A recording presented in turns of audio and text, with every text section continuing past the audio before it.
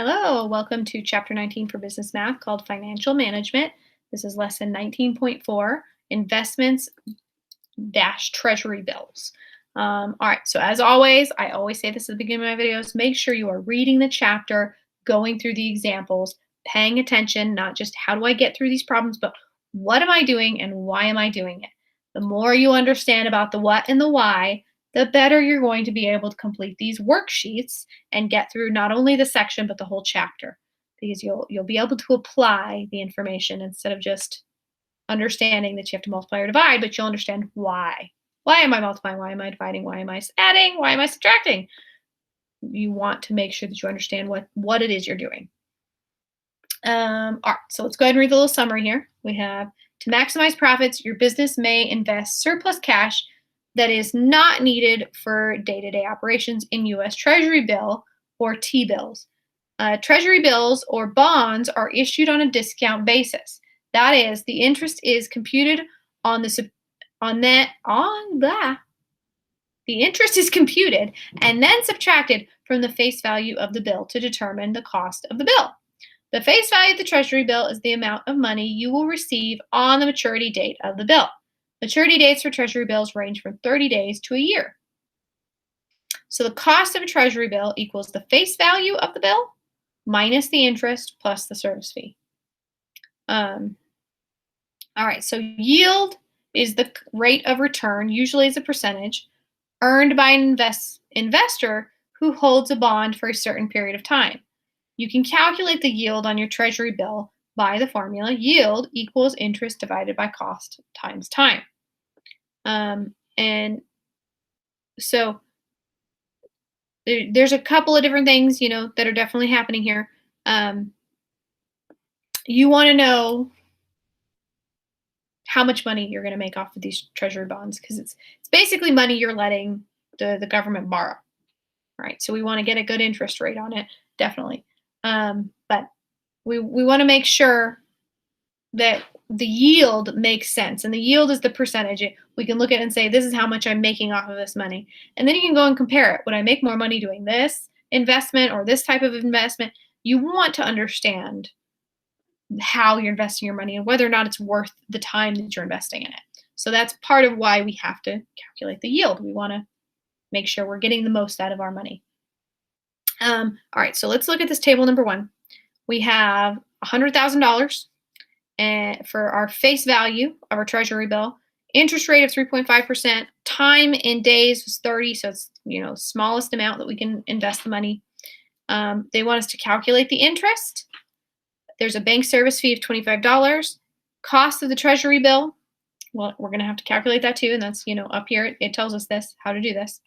And then the yield, again, that's where we're going to use this guy here. So we're going to use both these equations.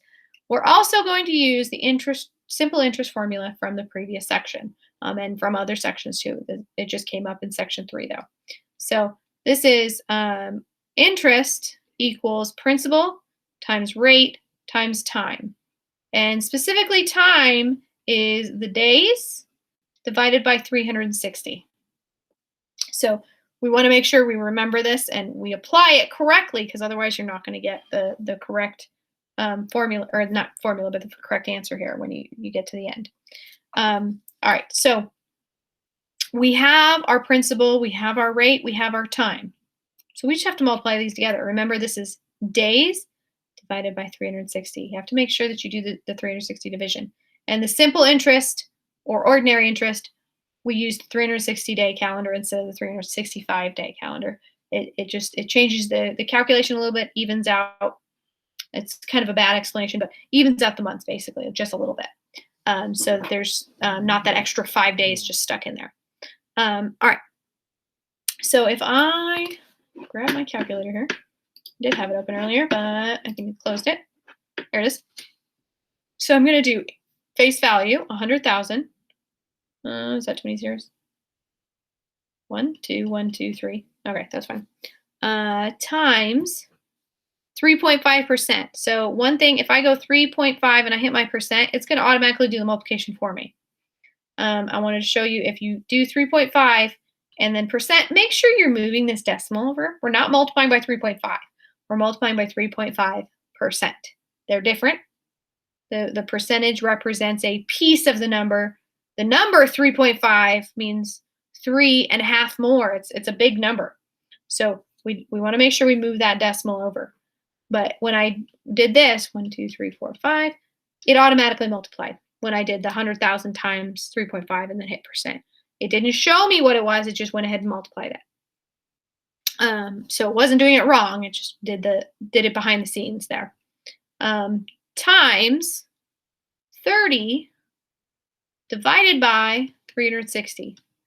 So here is my interest. I have $291.67.